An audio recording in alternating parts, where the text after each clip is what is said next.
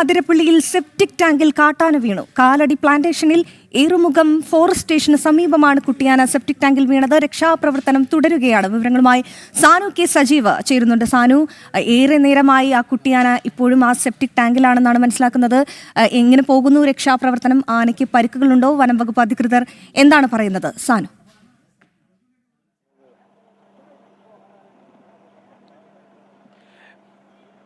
ഏറ്റവും വലിയ കാട്ടാന സാന്നിധ്യമുള്ള പ്രദേശത്താണ് ഈ കാട്ടാന ഇന്ന് സെപ്റ്റിക് ടാങ്കിൽ വീണിട്ടുള്ളത്. കാലടി പ്ലാന്റേഷനിൽ അതിരപ്പള്ളിയിലാണ്, 15ാം എസ്റ്റേറ്റിലാണ്.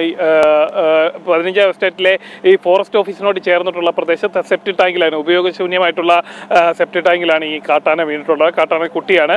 അതിനെ അവിടുന്ന് സുരക്ഷിത സ്ഥാനത്തേക്ക് മാറ്റുന്നതിന് വേണ്ടിയിട്ടുള്ള നടപടിയൊക്കെ രാവിലെ മുതൽ, ഇത് ശ്രദ്ധയിൽപ്പെട്ട സമയത്ത് മുതൽ വനംവകുപ്പിൻ്റെയൊക്കെ ഭാഗത്ത് നിന്ന് ആരംഭിച്ചിരുന്നു. എന്തായാലും നമുക്ക് ആ ദൃശ്യങ്ങളിൽ കാണാൻ സാധിക്കും. ഇടുങ്ങിയ ടാങ്കാണ്, കല്ലുകളൊക്കെ വെച്ച് കെട്ടിയതാണ്.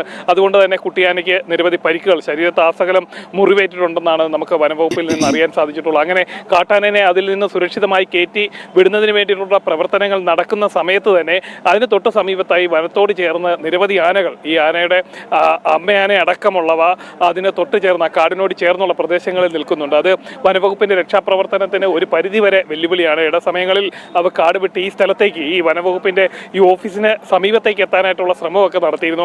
അതിനെയൊക്കെ പടക്കം പൊട്ടിച്ച് മറ്റ് മാർഗങ്ങളിലൂടെയും വനവകുപ്പ് ഉദ്യോഗസ്ഥർ തുരത്തി ഓടിച്ചതിന് ശേഷമാണ് ഇപ്പോഴും അവിടെ ആ പ്രവർത്തനമൊക്കെ നടക്കുന്നത്. ആ പ്രദേശത്തേക്ക് JCB അടക്കം എത്തുന്നതിന് വലിയ ബുദ്ധിമുട്ടുകളുണ്ട്.